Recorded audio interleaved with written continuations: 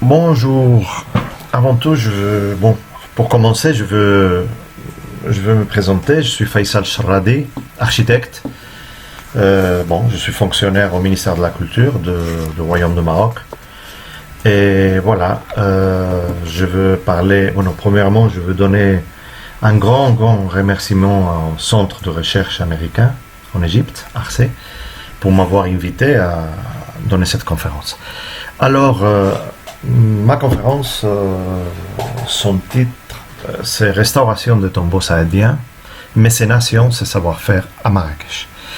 Alors, restauration des tombeaux saadiens, c'est la restauration d'un monument qui est très connu, du XVIe siècle, à Marrakech. Marrakech, elle est au centre du Maroc. Bon, je crois que c'est une ville qui est très connue. Et j'ai mis en bas cette histoire de mécénat, science et savoir-faire, parce que mécénat, c'était une fondation qui nous a permis de faire ce projet, de suivre et de réaliser ce projet. Et science et savoir-faire, c'est parce que j'essayais de mélanger la science avec le savoir-faire qu'on a encore, pratiquement dans tout le nord de l'Afrique, non? On a ce savoir-faire, quand je dis savoir-faire, moi j'étais éduqué à Grenade, et en Espagne. J'ai passé là plus de 15 ans. Alors là, les critères de restauration sont autres. Il y a des spécialistes, des experts en restauration, des experts qui nettoient le bois, des experts qui nettoient le plâtre, des experts, toujours c'est des experts. Ici, au Maroc, non, on n'a pas des experts, on n'a pas des écoles encore de restaurateurs, mais on a un savoir-faire qui est vivant, fait, réalisé par les artisans, et des artisans, pas des artistes. Et quand je dis ça, parce que en Occident, c'est ça ce qui reste. Les gens qui savent faire les choses en mortier, de la chaux, comme on faisait à l'époque almohade, au XIIe siècle, ils s'appellent artistes, ils ne s'appellent pas artisans. Et il faut lui payer à prix d'artiste, pas à prix d'artisan. Et nous, on a cette chance, sincèrement, en tout cas au Maroc, on a cette chance de que notre savoir-faire est millénaire et encore vivant. Mais qu'il est en train aussi de disparaître, comme il a disparu en Europe, en Occident, un peu partout dans le monde. Alors, il y a des fois qu'on se pose la question si c'est plus intéressant.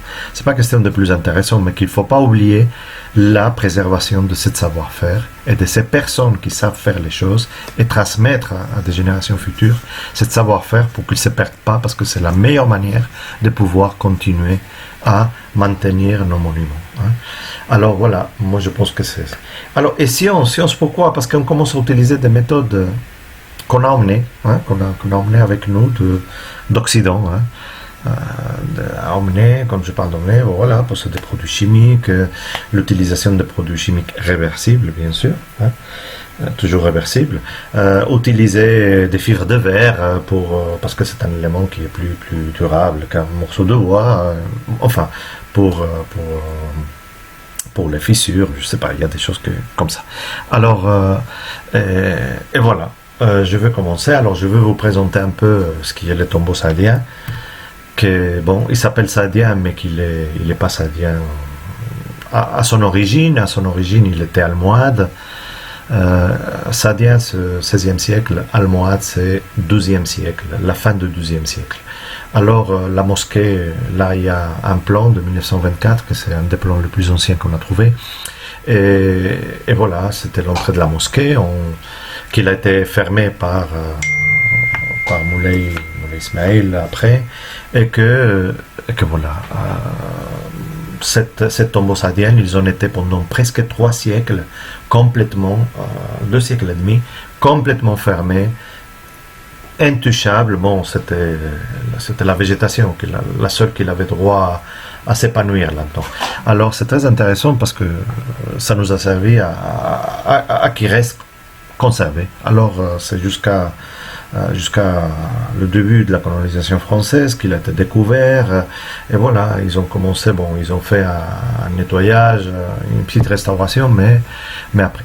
Moi j'étais là comme inspecteur de monuments et pendant 8 ans et demi à Marrakech, Et voilà, et pour moi, c'était un des meilleurs monuments qu'on avait au niveau de qualité, vraiment islamique, parce que la décoration qu'il y a à l'intérieur, c'est une décoration fastueuse, c'est une décoration d'une finesse incroyable. Il ne faut pas oublier que les Saadiens, ils ont été adoptés par les Ottomans, et c'est très intéressant cette influence des Ottomans avec les Saadiens. Pour moi, là, je vois des choses très, très, très significatives. Et voilà, c'est ce mélange de cultures qu'on a la chance d'avoir dans tout le bassin méditerranéen. Hein. Alors, à grosso modo, il est formé par trois gros trucs, par trois éléments. Un, c'était le premier noyau, c'était le numéro 6 là, qu'on appelle la salle de l'Al Saouda, mais que bon, il y a le cheikh, le fondateur de la dynastie saoudienne, cheikh Saïd.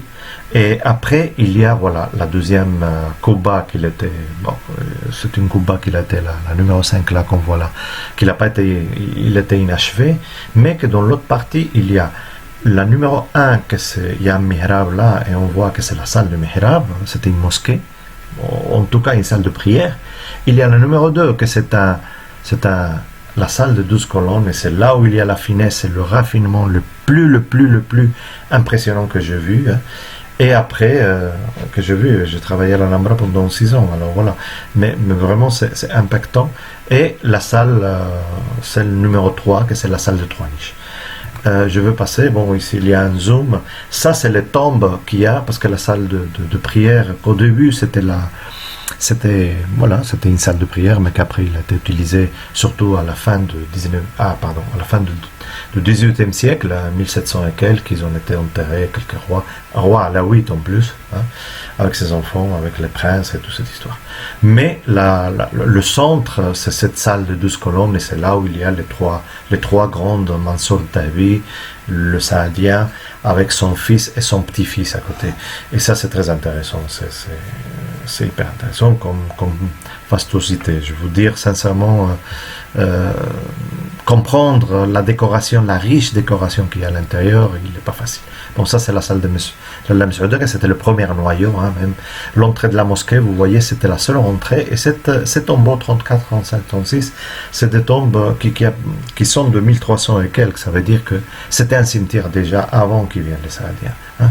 Ce sont des gens de Hintiti qui venaient de Grenade, hein, en plus, c'était des Andalous de Grenade. Voilà. C'est pour vous montrer, là on a la salle de prière où il y a la porte, il y a la salle des 12 colonnes. Je vais passer un peu parce que la première chose qu'on a fait, c'est d'essayer de comprendre et connaître pour définir l'intervention. Comme on a dit, toujours pour un projet de restauration, la première chose, c'est, moi je donne un 80%, un 80% divisé en deux, 40% pour l'étudier, avoir des études préalables, connaître qu'est-ce qu'on va toucher, 40% de réflexion pour définir vraiment la proposition d'intervention, et après il y a un 10% dans lequel on va rédiger le projet, et un autre 10% où on va réaliser le projet.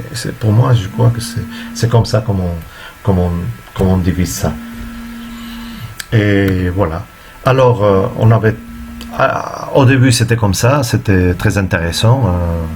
Vous voyez là, on voit les tombes à l'intérieur, à l'extérieur. Regardez les taches d'humidité. Toujours j'avais cette préoccupation de qu'est-ce qui s'est passé dans la structure horizontale qu'on ne voyait pas. Hein. Il était tout en bois, alors c'était quelque chose qui était dur, compliqué. Et comment on pouvait faire ça. Alors ici le bois extérieur, voilà, il était ciselé aussi, avec une décoration fastueuse. Mais là, je pense qu'en Égypte, il passe la même chose. C'est la chaleur, c'est le soleil qui frappe, c'est lui le dégradant numéro 1. C'est pas comme en Europe que le bois il est attaqué par l'humidité. Non, ici, nous, c'est le soleil, c'est les rayons UV et toute cette histoire qui te bouffe le bois. Tout le bois pratiquement qui est utilisé ici, quand je dis pratiquement, c'est vraiment 99%, c'est du bois de cèdre. Hein. Alors voilà, c'est un bois qui est noble, qui est durable. Voilà, ça c'est la terrasse, une partie de la terrasse, mais regardez là, c'est des éléments qui ont été faits par les Français après. Enfin, c'est pas grave. Là, on commence à voir les intérieurs, c'est la Kubba, la grande Kubba, qui n'a pas été terminée après le mur surtout. Bon, le mur, la décoration de mur, pardon. Hein. Alors là, c'est une Kubba magnifique, mais où on voit des taches blanches, c'était des toiles d'araignée, on commence à voir des pathologies, des pièces qui manquent, enfin, et beaucoup de saleté, hein, beaucoup de saleté parce qu'il n'a pas été nettoyé, les oiseaux ils rentrent là, il y a des nids, enfin, il y a toute cette histoire. Là, par exemple, on va regarder là, on le voit là, ces taches-là, qu'on croyait que c'était de l'humidité, mais qu'il s'avère que c'était du miel, parce qu'il y avait des abeilles à l'autre côté. Je ne sais pas si c'est du XVIe siècle ou non, mais bon. Là, une autre Kubba de l'intérieur de stalactites, très connu, de Muqarnas, comme on dit, non, avec des pièces qui manquaient et il était fracturé, complètement fracturé. Et voilà, et qu'on devait voir comment on va régler ça. Bon, ça c'est des plafonds qu'il y avait dans des couloirs, des faux plafonds toujours, on va parler, et que voilà, on avait perdu la peinture, il y avait des taches, des humidités qui sont rentrées, des clous oxydés, parce qu'il y a eu je vous ai dit qu'en 1920, il y a eu une restauration faite par les Français, avec des clous qui sont oxydés après, enfin, et voilà, il fallait voir toute cette histoire. Ici, regardez, pour passer des installations, on casse absolument toute la partie zellige, mais regardez quelle finesse de zellige, sincèrement, parce que là, les pièces sont pièce par pièce, c'est pas c'est magnifique, bon, pour les gens qui connaissent le zellige, savent de quoi je parle, et regardez l'état. Ça, cette pathologie, c'était dû à des projecteurs de 500 watts, les typiques projecteurs de long terme. Là, et qu'il réchauffait le mur et qu'il faisait monter la capillarité de l'humidité, voilà, froid, chaud, et qu'est-ce qu'on a avec ça? On perd les mailles, on perd même la composition de toute la céramique, et c'était très triste. Regardez la finesse des baguettes pour faire là. Et voilà. Pour commencer, on a commencé à étudier, après avoir fait toutes les études historiques, bien sûr, on a commencé par les études historiques, la documentation historique, on a commencé par toute la documentation ancienne, photos, gravures, plans et toute cette histoire. On a passé à faire une documentation graphique et planimétrique, mais en utilisant le scanner 3D. Et voilà, que c'est là on commence avec la science, non? Scanner 3D, nuage de points pour avoir nos orthophotos, pour pouvoir emmener chez nous le monument et voir toutes les pathologies au niveau de l'écran de l'ordinateur en bien. Et tu vois, c'est magnifique.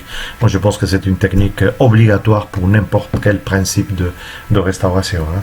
Vraiment, vraiment obligatoire. Voilà, on commence à avoir des plans beaucoup plus détaillés, beaucoup plus au niveau des mesures plus logiques, avec ces altérations, avec ces déformations qui sont beaucoup plus réelles. Et voilà, on a fait toute la planimétrie. Hein. Là encore, il restait beaucoup de vide parce qu'on devait rentrer à l'intérieur et voir qu'est-ce qui se passe entre la structure qui supporte les tuiles avec ce qui supporte le faux plafond. Enfin, mais c'était ça. L'objectif, c'était ça, de connaître, de voir l'inclinaison des colonnes, les pourquoi, les déformations, je veux dire.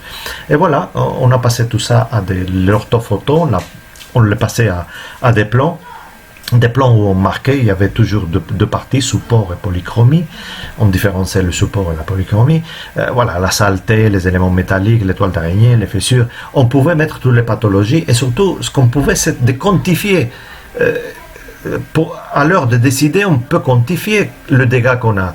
Et voilà, pour demander à l'entrepreneur, on va faire ça, et tu as vraiment un quantitatif et tu peux faire ton estimation, mais une estimation réelle. Pas à l'œil, là, comme ça, comme on faisait avant. Hein. Et voilà, c'est un peu dans ce sens qu'on faisait. Et un autre objectif, c'était, ouvrir les portes pendant qu'on était en train de restaurer, ouvrir les portes aux touristes. C'était pas pour gagner plus d'argent, mais c'était vraiment pour montrer aux gens, surtout aux gens aux Marocains, pas aux touristes étrangers qui venaient, mais c'est surtout je vais vous dire qu'il y a presque 1 million de personnes qui rentrent là par an. Ils n'arrivent pas, 800 et quelques mille, mais c'est quand même, c'est énorme. Et voilà, et on voulait, surtout pour les étudiants qui viennent, parce que le vendredi c'est gratuit, on oblige aux écoles qui viennent, qui regardent, et tout ça, pour sensibiliser à nos élèves, à notre future génération, à connaître qu'est-ce qu'on fait quand on restaure, regarder comme il est nos monuments, mais à l'intérieur, voilà, décapés, parce que c'est très intéressant. Et voilà, alors là, en train de récupérer tous nos artisans, en train de nettoyer, de faire ici, par exemple, on a cette Beni Marrakech, parce qu'à Marrakech, il n'y a pas beaucoup de bois à brûler, alors on n'utilise pas beaucoup de briques, on utilise la même quantité de mortier que de briques, non? Et là, la brique, elle est hyper chère, c'est pas Fès, par exemple, qu'on a la cédrerie à côté. On a vu toutes les restaurations qui ont été faites. On a commencé voilà, là, vous voyez, avec le bois ou avec le plâtre extérieur en train de nettoyer. C'était avec un aspirateur en train d'aspirer, premièrement, toute la poussière et toute cette histoire. On utilisait la brosse, après des matériaux beaucoup plus sensibles, plus durs, jusqu'à arriver au bistouri. Enfin, il y a tout un tas de choses, vous allez voir. Et voilà. Mais là, vous voyez que c'était jeune parce qu'on faisait une chose aussi. On obligeait à l'entrepreneur de créer une école à l'intérieur. C'est pas une école atelier, mais créer aux gens qui sont en train d'étudier dans l'OFPTT, dans la formation professionnelle, qu'ils font des études de plâtre, ciselé, le bois ciselé, toute cette histoire, de le passer à la restauration. Parce que ça, on n'a pas et c'est des gens. Bon. Là, on avait terminé un peu cette histoire, cette partie-là, le bois, regardez, où on voyait pratiquement rien, on commence à voir un peu la décoration et tout ça, et ça c'était de nettoyage. Moi, parler de restauration, on a restauré, mais très peu. La majeure chose qu'on a fait là, c'était la consolidation, arrêter la dégradation et essayer de nettoyer, pointer la ligne. Bon, à l'intérieur, vous voyez, les protections et tout ça, c'est normal. Là, on commence vraiment à travailler. Et là, on met la science, on met la restauration proprement dit.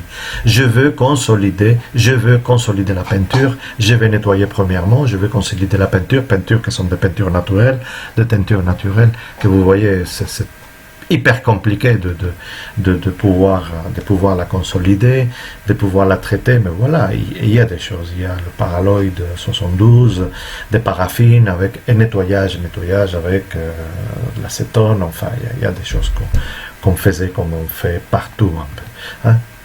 Mais vraiment très minutieux tout ça. Ça nous a pris presque 2 ans de faire la restauration des salles. Là, à l'intérieur, le plâtre aussi, je ne sais pas si vous voyez, on avait cette habitude d'encholer le plâtre, je ne sais pas pourquoi, pour qu'il apparaisse blanc. Et voilà, là, il fallait retrouver ces motifs qui existaient au début. Et voilà, et on arrivait à ça, regardez, avec un bistouri en train de enlever la partie qu'on touche. Je ne refais pas les morceaux qui manquent, toute cette histoire, on le laisse. Moi, je laisse la trace de l'histoire, de toute manière. Mais on nettoie tout ce qu'on peut, surtout nettoyer. Regardez ici, quand on a commencé à nettoyer, ils ont commencé à apparaître même des couleurs. Je ne sais pas si vous voyez là en bas, dans la corniche, là, la quantité de poussière qu'il y a, il commence à apparaître premièrement le bleu, après l'or, voilà, c'était de l'or, vraiment de l'or. Là, c'est la même chose après le nettoyage. Regardez quelle finesse des détails.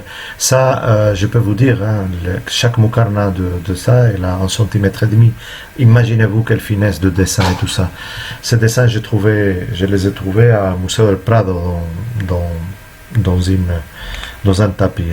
Voilà, ici, pendant la restauration de tout ce qui est le zellige, pièce par pièce, heureusement, on a nos ma'allem qui savent le faire nouveau, mais là, on a fait des choix, des couleurs plus claires pour différencier ce qu'on a fait, voilà, pour rester avec nos chartes de Venise et toute notre histoire là qu'il y a, parce qu'il y a UNESCO derrière nous aussi. Voilà, seulement au niveau de l'écriture, l'écriture qu'il y a là-haut. Je ne sais pas si vous voyez, on a laissé neutre parce que voilà, ce sont des sourates du Coran. Nous, on peut le refaire, mais on ne va pas le refaire de la même manière.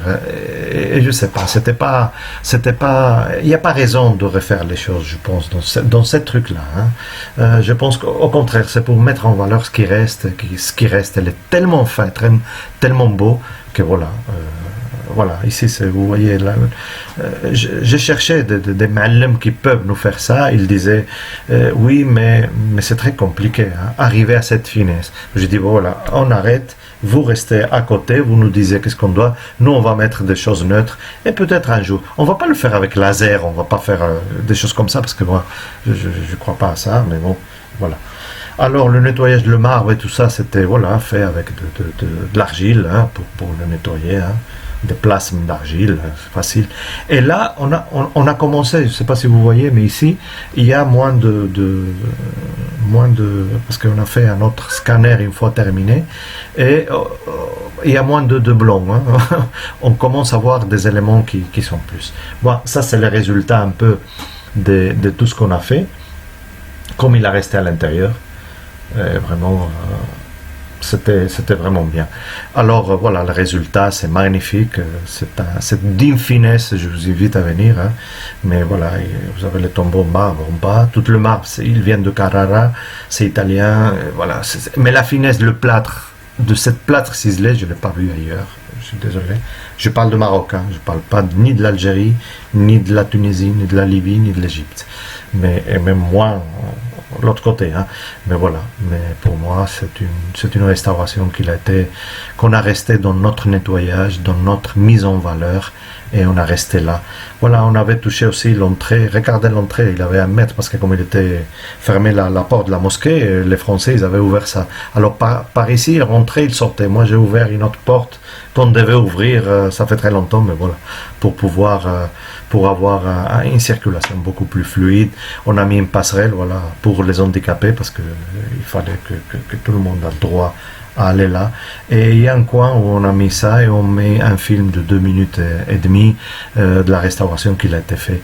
Et voilà, c'est un film qu'on avait, parce que pendant toute la période de travaux, on a fait un film, bon, on a tourné plus de 50 heures, et il a gagné, c'était Benjelloul, la fille de Benjelloul, la fille de la mécène qui nous a donné l'argent, et que voilà, il a gagné un prix à Cannes comme meilleur documentaire scientifique. Alors je pense qu'on n'a pas fait les choses tellement mal. Et voilà, c'est un partage seulement de connaissances, des choses qu'on fait ici, qu'on peut faire un peu partout. Et c'est sûr qu'il est fait partout, mais voilà, mais c'est un plaisir de nous donner la possibilité de pouvoir le partager. Merci beaucoup, et à bientôt. Merci.